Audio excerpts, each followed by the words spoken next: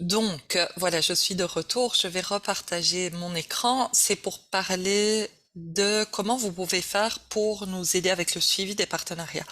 Donc, vous voyez ici dans le petit menu de la semaine du son, vous avez un menu qui s'appelle Liste des partenaires. Si vous cliquez dessus, vous allez voir cette vue-ci, normalement. Si vous n'avez pas la même vue que moi, c'est peut-être parce que vous allez voir ici qu'il y a différentes manières de pouvoir voir la liste des partenaires potentiels.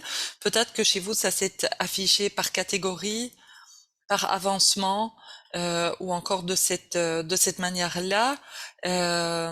Ou ici, bah d'ailleurs, je vais le changer. Le rename, c'est par responsable. C'est la vue par responsable. Donc, mais nous, ce qui nous intéresse, c'est le tous ici, d'accord?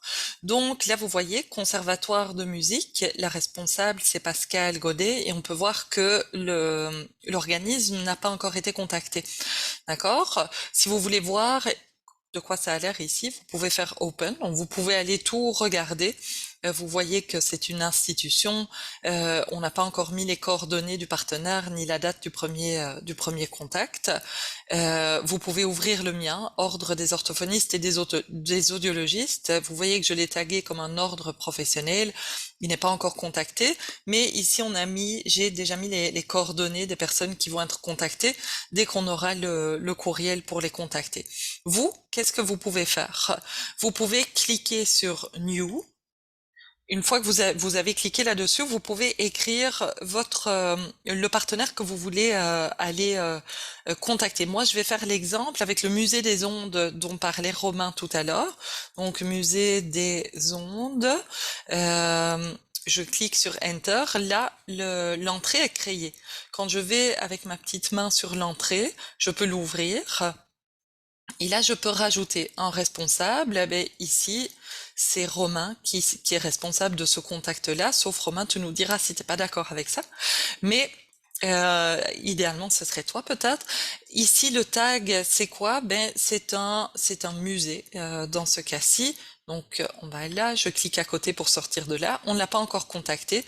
Les coordonnées, ben, il faudrait certainement aller les chercher. Alors peut-être que Romain, tu as des contacts privilégiés, mais peut-être aussi que tout simplement, on va sur leur site web et puis on va aller chercher les contacts euh, pour avoir une première idée, ben, un contact téléphonique. Peut-être que c'est là qu'on voudrait aller en premier pour connaître une personne plus appropriée à contacter. Donc le téléphone est là, la date du premier contact, ça on la mettra une fois qu'on l'aura fait. Vous n'avez pas besoin de cliquer sur quelque chose enregistré parce que tout s'enregistre tout le temps là. Donc ici vous pourrez rajouter des notes. Voilà, à contacter d'abord par téléphone. Par exemple, moi je vais peut-être faire un commentaire en disant ici euh, at Romain. Si je fais comme ça, je tag Romain, il va recevoir ce petit message. Est-ce que est-ce que tu es d'accord de t'occuper de ce partenaire? Ok, et puis Romain pourra venir me répondre là-dedans s'il est d'accord. Ce qui est intéressant avec Notion, c'est qu'une fois que on aura contacté le partenaire, on pourra changer ici le petit icône, dire qu'on l'a contacté.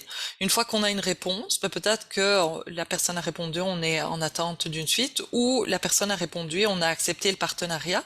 Donc on va pouvoir mettre des petites étiquettes qui vont faire que, si on retourne ici, on va dans les vues par avancement, par exemple, mais on va pouvoir facilement suivre qui a été contacté, qui n'est pas encore contacté et qui a déjà accepté ou avec qui est-ce qu'on est en attente d'une suite.